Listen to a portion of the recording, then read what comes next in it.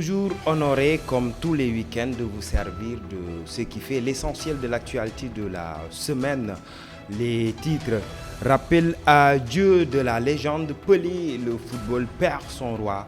Le décès du triple champion du monde est survenu jeudi à l'âge de 82 ans. Les témoignages fusent de partout. Le chef de l'État Macky Sall s'incline devant sa mémoire et parle de perte de l'emblème du football. Et puis, rapport de la Cour des comptes sur la gestion du fonds force Covid-19. La société civile a sonné la mobilisation vendredi pour exiger des poursuites contre les fauteurs. Abdoul Mbaye du parti Alliance pour la citoyenneté et le travail doute de la sincérité d'une reddition. Pour sa part, Ousmane Sonko invite le peuple à taper sur les ustensiles le 31 décembre prochain. Et enfin, le chef de l'État a bouclé vendredi 5 jours de visite dans la région de Tambacounda. Le président Sall a, lors de son déplacement, validé un programme d'investissement prioritaire régional dont le financement est estimé à 500 milliards de francs CFA.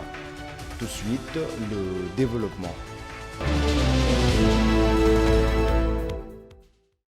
Merci pour la confiance renouvelée, mesdames et messieurs, et bienvenue. Nous démarrons cette édition par cette triste nouvelle du rappel à Dieu du roi du football, Edson Arantes do Nascimento, plus connu sous le nom de Pelé. La légende brésilienne du football est décédée jeudi à l'âge de 82 ans des suites d'une longue maladie. Il était hospitalisé depuis plusieurs semaines et souffrait d'un cancer du côlon. Le roi Pelé est considéré comme l'un des plus grands footballeurs de tous les temps. Né le 23 octobre 1940, Pelé a commencé sa carrière de football professionnel à l'âge de 15 ans. Au cours de sa carrière, Pelé est le seul joueur à avoir remporté 3 Coupes du Monde avec l'équipe du Brésil et a été désigné meilleur joueur du monde à 2 reprises. Il a également remporté de nombreux titres nationaux et internationaux avec le club Santos et a été le premier joueur à marquer 1000 buts professionnels. Une veillée funèbre en sa mémoire est prévue le lundi prochain au Brésil et son enterrement est annoncé pour le mardi. Que son âme repose en paix. Les hommages se multiplient depuis l'annonce du décès du roi Pelé. Le chef de l'État Macky Sall a fondu d'un tweet pour saluer la mémoire du grand sportif et présenter les condoléances de la nation. Sur sa page Twitter, le président de la République témoigne en ces termes, je cite, « Le monde du football vient de perdre son emblème et sa plus grande référence. Par sa virtuosité, son génie et son humanisme, le roi Pelé a marqué à jamais l'histoire du football, le seul joueur à avoir emporté 3 Coupes du Monde. Repose en paix, légende. » Et puis parlons de toute autre chose. Avec le rapport de la Cour des comptes, la société civile a sonné la mobilisation vendredi pour dénoncer les scandales financiers issus du rapport final de la Cour des comptes qui expose la mauvaise gestion de certaines autorités administratives, notamment des ministres de la République. La mobilisation s'est tenue à la place de la Nation ex-Obélisque et a rassemblé plusieurs participants. La société civile a exigé l'ouverture d'une information judiciaire sur la gestion des fonds force Covid-19. Revivez les images de la manifestation.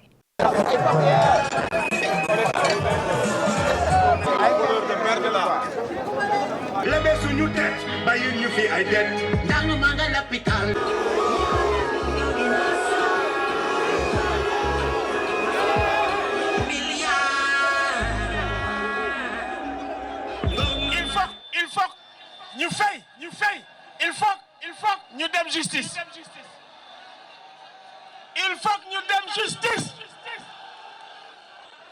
Amul yaay, amul papa, amul doom, amul goro. ñun wóoluwuñ ko loolu mu wax leerul ay premier ministre nee naa ko na leeral mbir mi du loolu bin fi jàppante Khalifa Sall Khalifa Sall 1 milliard 800 millions lañ ko jiiñoon matul sax 2 milliards tey ñu jiiñ ay nitam lu mu gàtt li nu luubal mat na 400 milliards ci 1000 milliards yi lu mu gàtt leen luubal mat na 400 milliards yu mu séddoo waaw léegi te ñooñu kenn patameewul seen dossier alors que Khalifa Sall ci diir bu gàtt lañ dem atte Khalifa Sall tëj ko ci kaso bi jaay ko doole ci benn rab.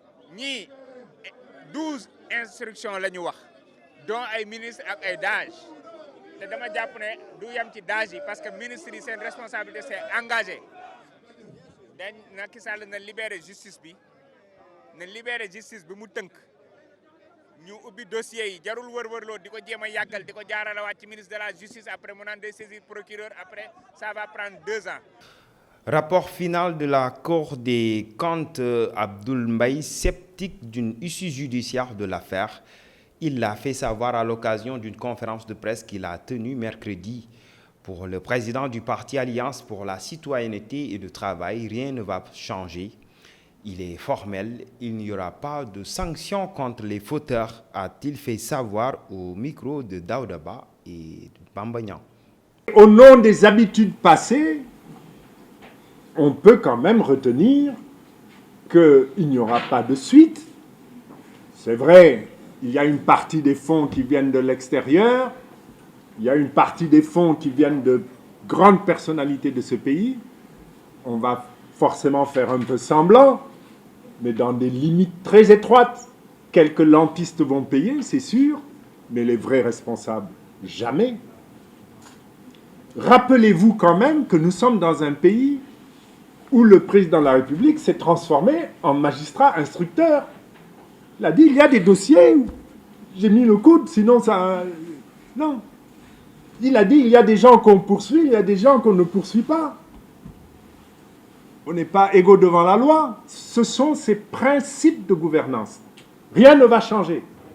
Non seulement, retenez bien ce que je vous dis là, non seulement il n'y aura pas de sanctions au-delà de quelques petits lampistes, après avoir réduit l'importance du mal et de la faute, parce que ça commence par ça.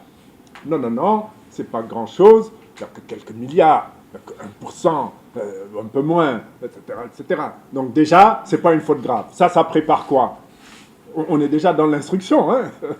On nous habitue à ça. C'est pas grave. Bon, maintenant, on va limiter ça à des personnes pas trop importantes parce que c'est pas grave. Et après coup, il y aura quelques peines, etc. Et on continue. Ça va continuer. Un scandale va en chasser un autre. Parce que c'est comme ça que ça fonctionne. Nous restons toujours dans ce même ordre d'idées. Après avoir lancé l'appel à travers un live sur sa page Facebook, le leader du PASTEF, les Patriotes, Ousmane Sonko, a réitéré sa demande à tenir encore une fois un concert de casseroles pour dénoncer le détournement de deniers publics relevé dans le rapport final de la Cour des comptes sur la gestion des fonds Force Covid-19. Il a appelé à une forte mobilisation du peuple le 31 décembre à 20h pour taper sur les ustensiles en représailles contre le régime de Macky Sall. Ñu ngi wax ay waxu république 31 décembre ban rapport la am ak république su dee république la moom dafa gën a farataal sax dafa gën a faydaal waa askan bi su dee d'accord ñoo ak république ni ñu ko yore ñu xaar ba datu république ñu wax ko président moo tax ma ne ñun amuñu leçon bu ñuy recevoir ci ñi kenn 31 décembre li ñu ñaan askan wi mooy concert de casserole dañ leen ci woowoon le 22 juin su ma juumul bañ leen di woo ci concert de casserole lan moo taxoon ñu woo leen mooy suñu liste élection législative bi ñu téye woon du woon alalu réew mi de du woon alalu réew mi du pétrole réew mi dañu ne suñuy liste yu gars yi téye te waruñu koo téye ngeen wuñu ci loo xam ne dafa kay woon sax suñu jot tubaab nag danaan qui peut le plus peut le moins mooy bu dee liñ leen woon suñu affaire la ñun Yewwi Askan Wi donte ñun jàpp nañ Yewwi Askan Wi mooy askan wi tey suñ leen woowee ci xaalisu alalu réew mi ñu luubal ak danger yi am ci démocratie Sénégal tey nga xam ne 2023 bi Khalifa Ababacar ñaan na ñaanaat ñun ñëpp ñuy ñaan waaye xel mën naa tey ci 2023 bi. Le chef de l'État a annoncé l'acquisition de 2500 vaches gestantes en 2023 pour améliorer génétiquement le cheptel au grand bonheur des éleveurs.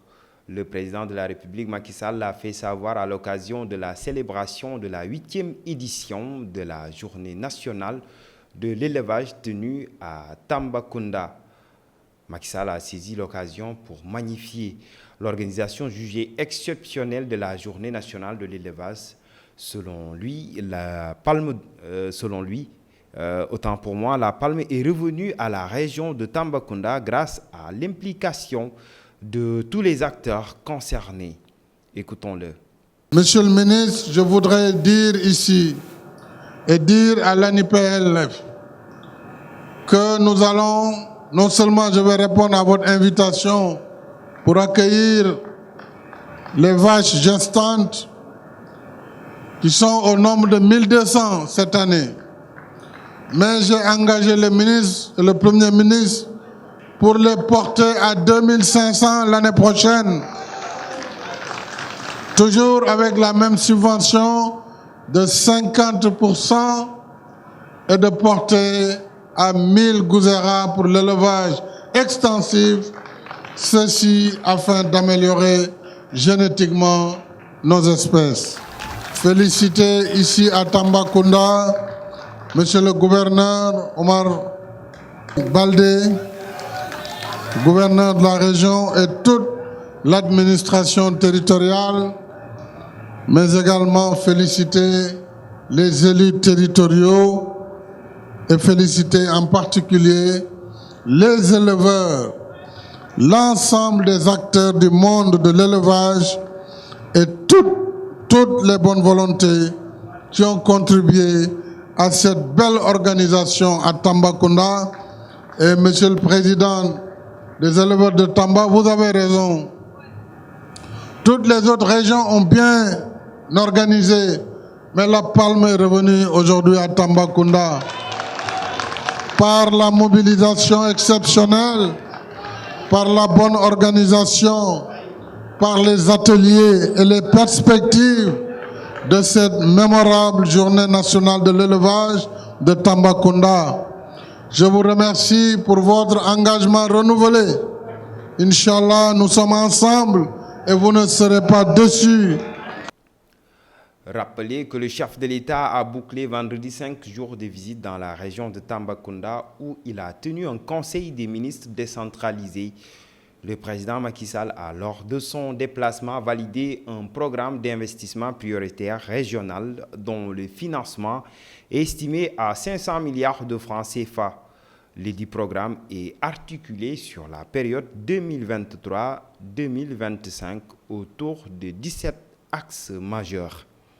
Nous fermons ce chapitre de la visite du président Macky Sall dans le Sénégal oriental avec la décision des responsables politiques de la coalition Benno Bokk Yakaar et de la majorité présidentielle de la région de Tambacounda d'investir le président de la coalition Macky Sall comme leur candidat à la présidentielle de 2024. Réunis le 25 décembre dernier dans un hôtel de la place, ils ont à l'unanimité approuvé une résolution à cet effet basée essentiellement sur des considérations. Nous y reviendrons. Parlons de l'affaire Amy Ndiaye Gniby. Les députés Massata Samb et Mamadou Niang, poursuivis pour coups et blessures volontaires au préjudice de leur collègue Amy Ndiaye Gniby, vont devoir prendre leur mal en patience. En effet, le verdict de leur procès qui avait été fixé au 26 décembre a finalement été reporté parce que tout simplement, ce jour a été déclaré férié. Le secrétaire général du PUR, Cheikh Tidiane Youm, parle de report qui ne fera que les renforcer et annonce une contre-expertise du certificat d'hospitalisation de la plaignante pour réfuter la grossesse annoncée de la victime. Cheikh Tidiane Youm s'exprimait mercredi à l'occasion d'une sortie de la conférence des leaders de la coalition Yewwi Askan Wi. Et ce report ne fait que nous renforcer. Nous les attendons de pied ferme.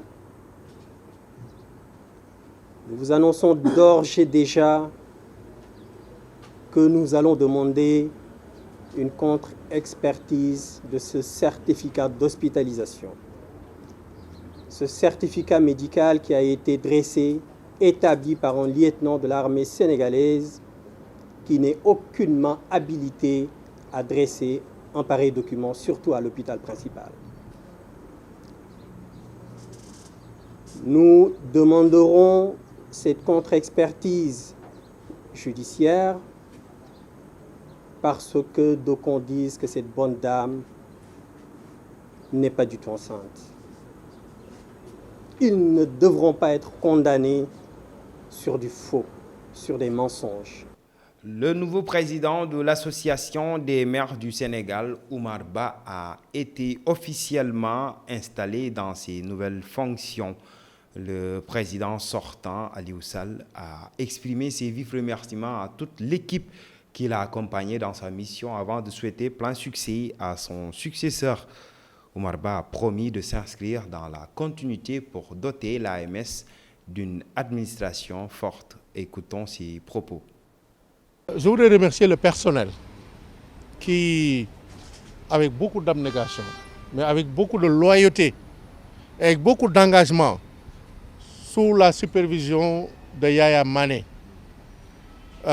nous a assistés et nous a aidés. Si on en est là aujourd'hui, c'est parce que le président de la République l'a voulu. Et s'il y a quelque chose qui me pèse réellement, c'est cette confiance que le président a encore portée sur notre personne. Chaque jour, je me pose la question, est-ce que je serai à la mesure d'approcher ces attentes? Donc vraiment, ça me pèse, mais avec votre soutien, avec votre appui, je pense que nous pourrons atteindre nos objectifs. L'Union des associations des élus locaux du Sénégal a également un nouveau président qui a officiellement pris les rênes de l'institution. Il s'agit de Mamadou Wuri Diallo. Il succède au président sortant Adama Diouf qui a tenu des propos d'encouragement et de soutien à son endroit. Mamadou Bayla Wuri Diallo entend s'engager corps et âme pour relever les défis de l'organisation. Sous ce même registre, le nouveau président de l'association des élus départementaux du Sénégal, Ahmed Youssouf Benjaloun, a lui aussi pris fonction. Il invite ses collègues à se joindre à lui pour rendre plus attrayantes les collectivités territoriales. Écoutons leurs propos. Wuri, vous avez la maison des élus locaux du Sénégal.